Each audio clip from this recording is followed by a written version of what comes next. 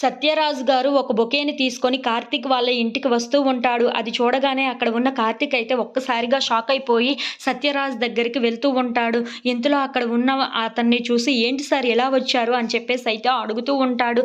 ఆ మాటలు వినగానే అక్కడ ఉన్న సత్యరాజ్ మాత్రం ముందు ఈ స్వీట్ తిను, నీకు అసలు విషయం ఏంటో చెప్తాను అని చెప్పేసి అయితే కార్తీక్కి స్వీట్ తినిపించి మరి నువ్వు సామాన్యుడివి కాదువయ్యా, నువ్వు ఏమనుకున్నా అది సాధించగలవు, అందుకే నీలో ఆ సత్తా చూసే కదా నేను నా ప్రాజెక్టులన్నీ నీ చేతుల మీదుగా పెట్టాను అని చెప్పేసి అయితే అంటూ ఉంటాడు.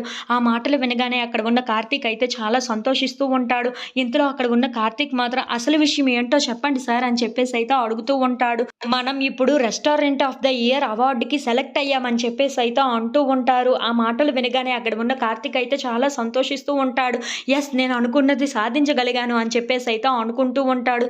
ఇంతలో అక్కడ ఉన్న సత్యరాజ్ మాత్రం సరే నేను చెప్పవలసింది చెప్పేశాను, తర్వాత ఏర్పాట్లన్నీ నేను చూసుకోవాలి, నువ్వు నీ ఫ్యామిలీతో సెలబ్రేట్ చేసుకో అని చెప్పేసి అయితే స్వీట్ బాక్స్ని శౌర్యకి ఇచ్చేసి అక్కడి నుండి వెళ్ళిపోతూ ఉంటాడు. అది చూడగానే అక్కడ ఉన్న కార్తీక్ ఇంట్లో ఉన్న వాళ్ళందరూ అయితే చాలా సంతోషిస్తూ ఉంటారు. ఇంతలో అక్కడ ఉన్న కార్తీక్ వాళ్ళ అమ్మ దగ్గరికి వెళ్ళి అమ్మ నేను సాధించానమ్మా, ఏమీ లేకుండానే అన్నీ సాధించగలిగానమ్మా, అదంతా మీ వల్లనే అమ్మ అని చెప్పేసి అయితే అంటూ వాళ్ళ అమ్మని గట్టిగా కౌగిలించుకుంటూ ఉంటాడు. ఇంతలో అక్కడ ఉన్న వాళ్ళ అమ్మ కూడా అవునరా నువ్వు సాధించావురా, నువ్వు ఒంటరిగానే సాధించావు ఇదంతా అని చెప్పేసి అయితే అంటూ ఉంటుంది.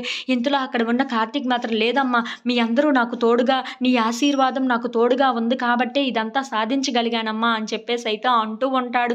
ఇంతలో అక్కడ ఉన్న శౌర్య మాత్రం ముందు స్వీట్స్ తినండి, అంత శుభవార్త విన్నారు కదా అని చెప్పేసి అయితే అనుకుంటూ వాళ్ళందరికీ అయితే స్వీట్స్ తినిపిస్తూ ఉంటుంది. ఇంతలో అదంతా చూసి ఇంట్లో ఉన్న వాళ్ళందరూ సెలబ్రేట్ చేసుకుంటూ ఉంటారు. ఇంతలో అక్కడ ఉన్న కార్తీక్ దీప దగ్గరికి వెళ్ళి దీప నేను సాధించాను దీప, నువ్వు నా పక్కన ఉంటే నేను ఏది సాధించలేనని వాళ్ళు అన్నారు కదా, ఇప్పుడు నువ్వు నా పక్కన ఉన్నావు కాబట్టి ఇదంతా సాధించగలిగాను దీప, ఇప్పుడు చూడు ఆ అవార్డు తీసుకొని మరి వాళ్ళ ఇంటికి వెళ్ళి నేను చూపించి నేను గర్వంగా మాట్లాడగలను దీప అని చెప్పేసి అయితే చాలా సంతోషంగా దీపతో మాట్లాడుతూ ఉంటాడు. If you like this video please subscribe.